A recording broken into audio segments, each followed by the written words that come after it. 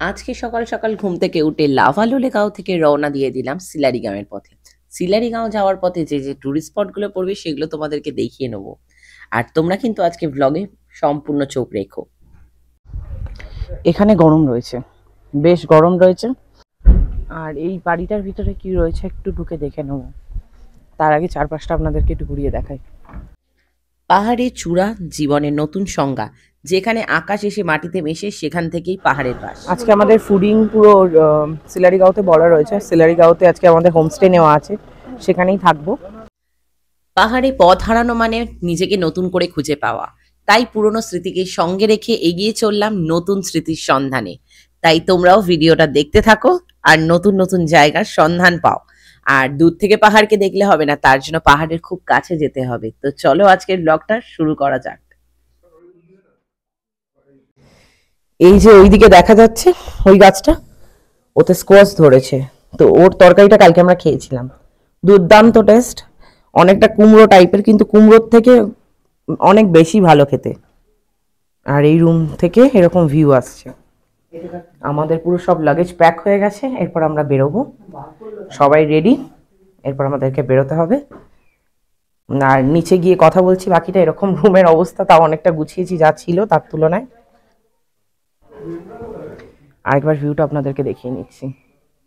এই জায়গাটা ছেড়ে চলে যেতে হবে, তো মিস করব। পাহাড়টাকে দুর্দান্ত লাগছে রুম থেকে। আমার মায়ের পুরি আর ডাল চলে এসেছে।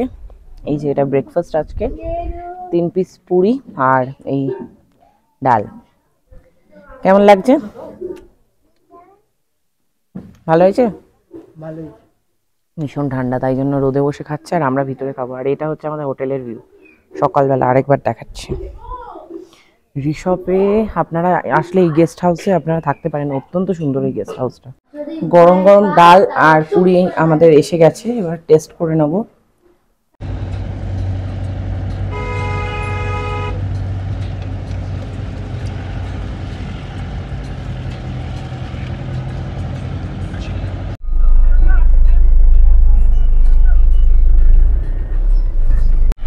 আমরা আজকে একটা নতুন স্পটে চলে যাচ্ছি। এখন ঋষভের একটা ভিউ পয়েন্টে চলে এসেছি, এখান থেকে কাঞ্চনজঙ্ঘা দেখা যায়। আর আমরা আজকে সিলারি গাঁওতে থাকবো। এখন বেরিয়ে পড়েছি, ফার্স্ট ভিজিট পয়েন্ট চলেও এসেছি। 5 মিনিটের রাস্তা ছিল এই ভিজিট পয়েন্টটা ভিজিট করে, তারপর নেক্সট ভিজিট পয়েন্টে আমরা যাব। এটা 5 মিনিটের রাস্তা, তাই জন্য আমরা পৌঁছে গেছি। এরপর নামছি, তারপর আপনাদেরকে ভিজিট পয়েন্টটা দেখাচ্ছে। আর কালকে পাইন ফরেস্টটা পুরো অন্ধকার ছিল, একটু হন্টেড প্লেসের মতো। আর এখন সেটা লাগবে না, বেরিয়ে দেখাচ্ছি। পাহাড়ে খুব তাড়াতাড়ি রাত নেমে যায়, সেই জন্য কালকে স্পটটা ভালো করে তোমাদেরকে ঘুরিয়ে দেখাতে পারিনি। তো সেই জন্য আজকে সকাল সকাল চলে এসেছি আমার প্রথম স্পট ভিজিটে। তো তোমরা দেখে নাও স্পটটা কেমন। আজকে আমাদের ফুডিং পুরো সিলারি গাঁওতে বলা রয়েছে। সিলারি গাঁওতে আজকে আমাদের হোমস্টে নেওয়া আছে, সেখানেই থাকবো। আর ওখানে আমাদের লাঞ্চ, তারপর ডিনার আর কালকে সকালের ব্রেকফাস্টটা বলা আছে। ফার্স্ট ভিজিট পয়েন্টটা দেখিয়ে দিচ্ছি আপনাদেরকে, ভিজিট করিয়ে দিচ্ছি। তো যাচ্ছি ওইদিকে। এরপর আমরা উঠে যাবো গাড়িতে। তোলা হয়ে গেলে ফটো, এবার গাড়িতে উঠে নেক্সট স্পট। আজকের ফার্স্ট ভিজিট পয়েন্ট দেখে নিয়ে আমরা উঠে বসলাম গাড়িতে, আর গাড়ি ক্রমশ এগিয়ে চললো আমাদের আজকের সেকেন্ড ডেস্টিনেশনের উদ্দেশ্যে। আমাদের সেকেন্ড স্পটে চলে এসেছি ভিজিট পয়েন্টে। এটা হচ্ছে পাইন ফরেস্ট। সেই পাইন ফরেস্টে নেমে একটু ফটো তুলবো, ভিডিও তুলবো আর আপনাদেরকেও দেখাবো। পাইন ফরেস্টটা বেশ সুন্দর, খুব ভালো। তবে আজকে সব জায়গায় বেশি টাইম নিলে হবে না, কেন কালকে স্পট মিস হওয়ার চান্স ছিল।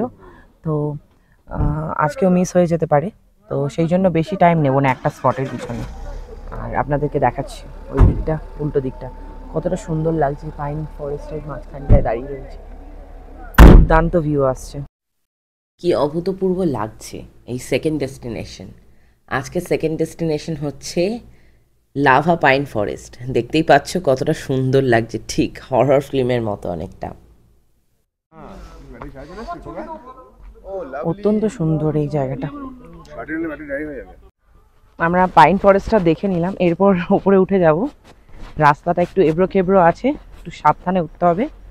বয়স্কদের এখানে নামানোর কোনো রকম চেষ্টাই করবেন না, একমাত্র ইয়াংরাই নামবেন। ভালো ভালো কয়েকটা ফটো এসছে, আমি অবশ্যই আমার ভিডিওতে শেয়ার করব। এখানে কি ধরনের ফটো তুলবেন বা কী ধরনের ফটো আসতে পারে সেটা অবভিয়াসলি আমি শেয়ার করব আমার ভিডিওতে। এবার গাড়িতে উঠছি, নেক্সট স্পটে চলে যাব। ঠান্ডা কিন্তু হাত জমে গেছে ঠান্ডায়, ভীষণ পরিমাণে ঠান্ডা রয়েছে। অবশ্যই গ্লাভস ক্যারি করবেন। যদিও আমি গ্লাভস পরতে পারছি না, তার কারণ ক্যামেরাটা ভীষণ স্লিপ খাচ্ছে গ্লাভসটা পরলে। তাও একটা হাতে পরে নিই, নাহলে হাত নেই, কাজ করছে না। যাক, গাড়িতে এবার উঠি। এখন চলে এসেছি আমি আমার 3য় নম্বর স্পটে। এই স্পটটা হচ্ছে, এখান থেকে পাহাড়ের ভিউ দেখা যাবে, আর অ্যাজ কিছু নেই এখানে। মা তুমি নামবে? এখানে স্পটটা খুবই সুন্দর আসছে ভিউ, কিন্তু মা গাড়িতেই বসে আছে, নামবে না বলছে। পাইন ফরেস্টের থেকে এখানে ঠান্ডাটা একটু তুলনামূলকভাবে কম, কিন্তু তাহলেও ঠান্ডা রয়েছে, আর ভিউটা খুব দুর্দান্ত। চা খাবে তো? ভিউটা দেখাচ্ছি ওই দিক থেকে আপনাদেরকে।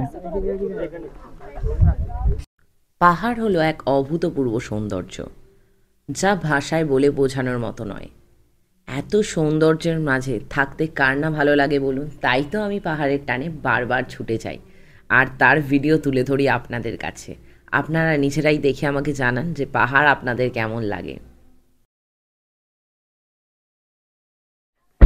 এখান থেকে পাহাড়ের ভিউটা আপনাদেরকে দেখালাম ঘুরিয়ে, খুব সুন্দর একটা ভিউ আসছে এখান থেকে। এরপর চলে যাব পরবর্তী স্পট, জেনে নেব ড্রাইভারের কাছ থেকে আমাদের পরবর্তী স্পট কি আছে আর কতক্ষণ সময় লাগবে। এবার উঠে বসছি গাড়িতে। এরপর চলে যাচ্ছি নেক্সট স্পট, রামধুরা। ওটা যেতে লাগবে আমাদের সময় প্রায় 40 মিনিট মতো, আর 25 কিলোমিটারের রাস্তা রয়েছে। তো এবার ওখানে যাচ্ছি, ওই পয়েন্টটা ভিজিট করবো আর আপনাদেরকে দেখাবো। ওখানে গিয়ে কথা হচ্ছে। মন্দিরের সামনাসামনি আমরা চলে এসেছি। অনেকটা উঁচুতে মন্দির, অনেকটা সিঁড়ি উঠে তারপর মন্দিরটা আপনারা দর্শন করতে পারবেন, অনেকটা উঁচুতে। তো যারা পারবেন না তারা আসবেন, আসার চেষ্টা করবেন না। চলে এসেছি আজকের 4র্থতম স্পটে। তবে আজকে যে স্পট ভিজিটগুলো করছি সেগুলো কিন্তু একটার থেকে আরেকটা খুব একটা দূরত্বে কিন্তু নয়। আমাদের আসতে খুব বেশি সময় লাগেনি, খুব জোর 10 মিনিট লেগেছে। তার মধ্যেই আমরা পৌঁছে গেছি আমাদের 4র্থতম স্পটে। তো 4র্থতম স্পট হচ্ছে রামধুরা, আর এখানে একটা মন্দির রয়েছে, সেই মন্দিরটি তোমাদের দর্শন করাচ্ছি।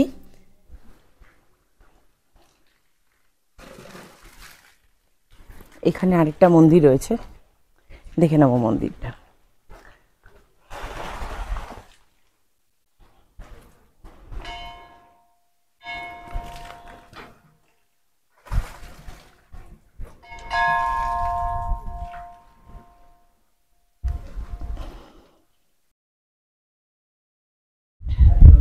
মন্দিরটা দর্শন করে নিলাম, এবারে আমরা নিচের দিকে চলে যাব। আমি ভিতরে পুজো হচ্ছে মন্দিরে। আমরা গাড়ি থেকে নেমে রামধুরার এই মন্দির চত্বর ভালো করে ঘুরে দেখলাম, আর দেখলাম যে এখানে শিবের মন্দিরও রয়েছে এবং গণেশের মন্দিরও রয়েছে। তো মন্দির ঘুরে নেওয়ার পর আশপাশটা একটু ঘুরে দেখলাম। তবে আজকে আর বেশি সময় নষ্ট করব না, কেননা কালকে আমাদের এই কারণেই লেট হওয়ার কারণে আমরা অনেক স্পট মিস করে গেছিলাম। তো তাই জন্য আমরা তাড়াতাড়ি করে সমস্ত স্পট দেখে নিয়ে গাড়িতে উঠে বসলাম। এরপর চলে যাচ্ছি নেক্সট স্পট ভিজিট করতে, সেটা হচ্ছে জলসা বাংলো। এখান থেকে সময় লাগবে 10 মিনিট। আমরা এখন চলে এসেছি আমাদের 5 নম্বর ভিজিট পয়েন্ট, আর এটা হচ্ছে জলসা বাড়ি। জেনে নেবো কত করে টিকিট লাগে। এখানে জায়গাটাও বেশ সুন্দর, নিরিবিলির মধ্যে। এখানে ট্যুরিস্ট খুব একটা দেখছি না, দুটো গাড়ি দাঁড়িয়ে রয়েছে সামনে, আর পিছনে দাঁড়িয়ে রয়েছে দুটো গাড়ি ছোট। আর আমরা যে গাড়িটা করে পুরো ট্যুরটা করছি সেই গাড়িটা হচ্ছে বোলেরো গাড়ি, আর পুরো ভিতরে ঢুকে যাবে গাড়িটা।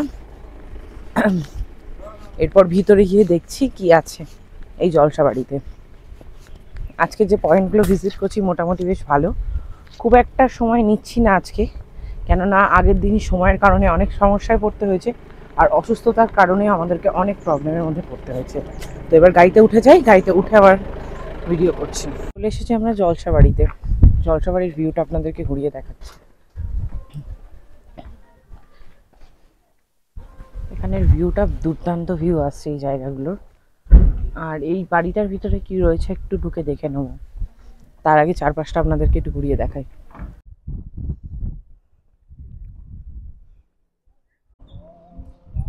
এবার এই জায়গাটার ওই দিকটা আপনাদেরকে ঘুরিয়ে দেখাচ্ছি। আরো অনেক ভিউ পয়েন্ট রয়েছে, তো সেই জায়গাগুলো দেখাচ্ছি।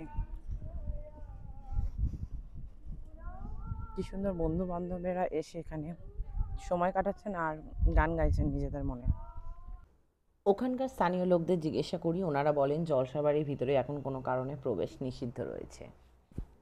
জাস্ট দেখুন এই দিক থেকে কি দুর্দান্ত একটা ভিউ আসছে, কি দুর্দান্ত একটা ভিউ। তবে এখানে কটেজগুলোর তালা মারা, উপরে ওঠা যাবে না। আর এখানে যে নদীর যে যাত্রাপথটা অত্যন্ত সুন্দর লাগছে। এরপর নিচে জলসাবাড়ির ভিতরটা আমরা ঢুকতে পারি না, তো আশপাশটা ঘুরে দেখি। আর বাইরে দেখলাম অনেকগুলো ওয়াচ টাওয়ার রয়েছে। তো দুটো ওয়াচ টাওয়ারে আমি উঠেছিলাম, একটা ওয়াচ টাওয়ার মিডিলে ছিল, আরেকটা ছিল বাঁ দিকে, সেটার ভিউ একটু আগেই তোমাদের দিলাম। আর ওই পাশের ওয়াচ টাওয়ারটা উঠতে অতটা সাহস হয়নি, কেন ওটা একদম খাদের ধারে ছিল। তো এদিক থেকে ওদিক হলে আমার একটু হাইট ফোবিয়া আছে, এদিক থেকে ওদিক হলেই একদম খাদে, তো সেই জন্য ওঠার রিস্ক নিইনি। তো ওখানে বসার একটা সিটিং অ্যারেঞ্জমেন্ট ছিল, একটা না অনেকগুলোই ছিল, সেখানে কিছুক্ষণ বসে ভালো সময় কাটালাম আর দুর্দান্ত একটা ভিউকে এনজয় করলাম। যদিও বা আবার আমি সিঁড়ি দিয়ে উঠছি আর ভিউটা তোমাদেরকে আরেকবার দেখাচ্ছি। তবে এই দিকটা একটু রিস্ক কম আর ওই দিকটা একটু রিস্ক বেশি লাগছিল, ভয় লাগছিল, তো সেই কারণে আর ওঠার জলসাবাড়ি এবং ওয়াচ টাওয়ার দেখে আমি সামনাসামনি চলে গেলাম গাড়ির। আর গাড়িতে গিয়েই দেখি যে মা বাইরে বেরিয়েছে, গাড়িতে উঠে বসলাম পরবর্তী স্পটের উদ্দেশ্যে। চলে এসেছি আমাদের এখন যে স্পটে, সেটা হচ্ছে হনুমান টক। দেখে নেবো হনুমান টক। আর এখন এখানটা একটু গরম আছে, রোদ আছে, সেই কারণে একটু জ্যাকেটটা খুললাম। এবারে ওপরে যাচ্ছি, দেখে নেবো ভিউ।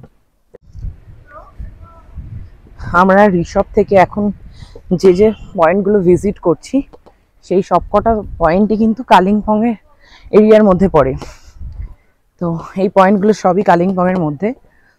তো জানাবেন যে ঋষভ লাভা লোলেগাঁও, না কালিম্পং, না সিটং, না সিলারিগাঁও, না কার্শিয়াং, কোন জায়গাটা আপনাদের বেশি ভালো লাগলো আর কোন পর্বের মধ্যে কোন ভিজিট পয়েন্ট আপনাদের বেশি ভালো লাগলো সেটা অবশ্যই কমেন্টে জানাবেন। সিঁড়ি ধরে চলে এলাম হনুমান টকের সামনে। তবে আমার মা ওপরে উঠতে পারেনি, কেননা অনেকটা সিঁড়ি রয়েছে, বয়স্কদের জন্য খুবই অসুবিধাজনক ওপরে ওঠাটা। তো সেই জন্য আমরা ইয়াংরা ওপরে চলে এলাম। আর দেখছি যে অনেক ফটোশ্যুট চলছে হনুমান মন্দিরের সামনে।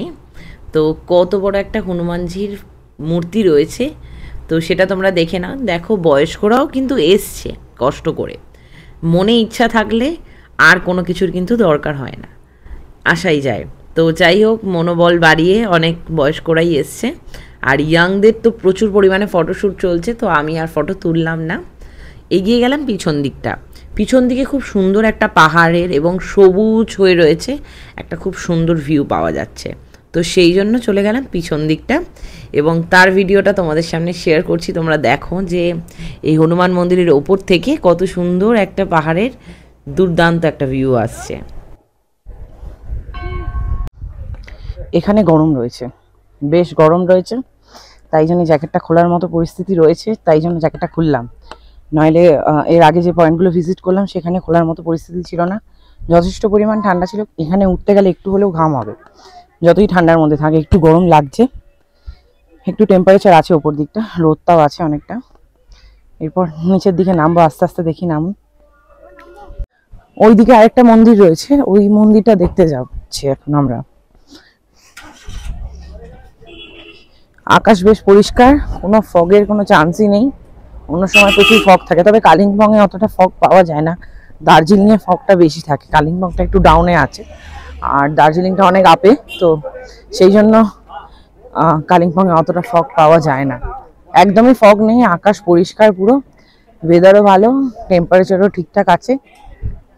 এই টাইমটা কালিম্পং ঘোরার জন্য ঠিকঠাক টাইম। তবে দার্জিলিংয়ে কিন্তু এই সময় ভীষণ পরিমাণে ঠান্ডা রয়েছে।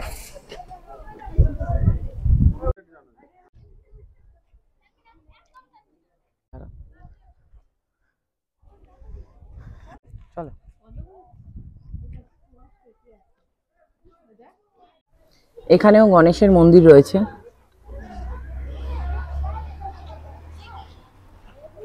কি সুন্দর হলুদ হলুদ গাছ। এইদিকে আরো দুটো মন্দির রয়েছে।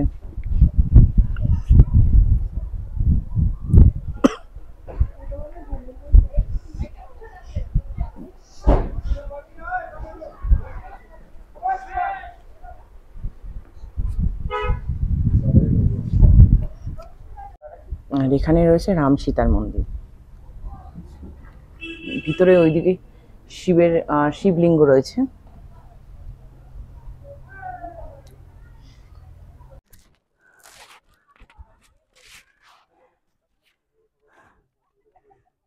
হনুমান টকের সামনে থেকেই আমরা ঢুকে গেলাম একটা মোমোর দোকানে। সেখানে একটু মোমো ট্রাই করে নিলাম। ভেবেছিলাম চিকেন মোমো হবে, কিন্তু দুর্ভাগ্য যে ওখানে সব দোকানেই ছিল ভেজ মোমো। দুটো দোকানই ট্রাই করলাম, দুটো দোকানেই কিন্তু ওখানে ভেজ মোমো ছিল, কোনো নন ভেজ মোমো ছিল না। তবে ওই দোকানে মোমোটা আর বাইটা বেশ মোটামুটি ভালোই ছিল। এরপর যাচ্ছি ডেলো পার্ক। ঠান্ডা আবহাওয়াটা শুরু হয়ে গেছে, যে রোদটা ছিল সেই রোদটা আর নেই, আবার ঠান্ডা। এবার একটু হাড় কাঁপানি ঠান্ডা হচ্ছে। এবার জ্যাকেটটা পরে নিতে হবে। যাই উঠি, ভিতরে জ্যাকেটটা পরে নিই। কথাতেই আছে না যে পাহাড়ের ওয়েদার তুমি চটজলদি বুঝতে পারবে না, কখন আছে ভালো কখন আছে খারাপ, কখন বৃষ্টি হচ্ছে কখন ফগি ওয়েদার, কখন বা গরম করছে, ওয়েদার একদমই বোঝা যাবে না। তো আমরা এরপর আমাদের পরবর্তী স্পটে এসে গেছি। যদিও বা এই স্পটে কিন্তু আমি এর আগে দুবার এসেছি, তাও আরেকবার এলাম, কেননা আমার সাথে ছিল শান। ওর কিন্তু এই স্পটটা দেখা হয়নি, তবুও আমার এই স্পটটা কিন্তু বেশ ভালো লাগে বলেও আরেকবার আমি চলে এলাম। তো ওরা গাড়ি থেকে নামেনি, ওরা গাড়ির ভিতরেই রয়েছে। তো আমি এখন চলে এসেছি কালিম্পংয়ের ডেলো পার্ক। ডেলো পার্কটা অনেকটাই উঁচু, আর ডেলো পার্ক আমি যখনই আসি তখনই দেখি যে ফগি রয়েছে। এক হচ্ছে ডেলো পার্কে ফগি ওয়েদার পাই, আর সবসময় দার্জিলিংয়ের যদি কোনো একটা জায়গা বলি পার্টিকুলার, যে জায়গায় আমি সবসময় ফগি ওয়েদার পেয়েছি, সেটা হচ্ছে তেনজিং রক। তেনজিং রকে নিশ্চয়ই তোমরা সবাই গেছো, যারা যারা দার্জিলিং গেছো ঘুরতে। তো তেনজিং রকে কিন্তু অল টাইম দেখি ফগি ওয়েদার, কখনোই দেখি না যে রোদ উঠেছে। কালিম্পংয়ে ডেলো পার্কের পাশেই ছিল সায়েন্স সিটি, সেখানে আর যাওয়া হলো না। তো কালিম্পংয়ের ডেলো পার্কের ভিতরে আই লাভ কালিম্পং লেখা ছিল, সেখানে ফটো তুলে নিলাম। এর আগেও যখন আমি গেছিলাম তখনও কিন্তু আমি ফটো তুলেছিলাম। আর দেখো দূরে আকাশে কত প্যারাগ্লাইডিং হচ্ছে। কালিম্পংয়ের ডেলো পার্কে একটু ফটোশ্যুট করে নিলাম, আর গাড়িতে উঠে বসলাম পরবর্তী স্পট, অর্থাৎ আর কোনো স্পট বাকি নেই আমাদের। এরপর আমরা যাচ্ছি হোটেলে। আজকে আমরা যেই হোটেলে থাকবো সেটা হচ্ছে সিলারিগাঁও। তো সেখানে যাওয়ার পথে একটু মুখ বাড়িয়ে একটু ভিডিও শ্যুট করে নিলাম, যাতে ফেসবুক ইনস্টাতে একটু রিলসে দিতে পারি। তো তোমরা কিন্তু জানিও আজকের ব্লগটা তোমাদের কেমন লাগলো। তো চলো এবার হোটেলে যাওয়া যাক। স্পট ভিজিট করে সিলারিগাঁও পৌঁছতে আমাদের অনেকটাই দেরি হয়ে গেছিলো, মাঝখানে রাস্তায় গাড়িটা খারাপ হয়ে গিয়েছিল। তো আর বেশি লেট করলাম না, রাতের ডিনারটা সেরে ফেললাম। তো খুব তাড়াতাড়ি তোমাদের সাথে পার্ট 3 ব্লগে দেখা হচ্ছে। সেই ব্লগে তোমাদেরকে দেখিয়ে নেবো যে আমি সিলারিগাঁও থেকে কোন স্পটে ভিজিটে গেছিলাম এবং কোথায় থাকলাম। তো তার জন্য চ্যানেলে চোখ রাখো, আর খুব তাড়াতাড়ি আসছে নতুন ব্লগ। তো আজকের মতো টাটা, আর কমেন্টে কিন্তু জানাতে ভুলো না ব্লগটা তোমাদের কেমন লাগলো। ভালো লাগলে লাইক কমেন্ট শেয়ার, অ্যান্ড নতুন যারা রয়েছে তারা কিন্তু চ্যানেলটাকে সাবস্ক্রাইব করতে ভুলো না। তো চলো আজকের মতো টাটা।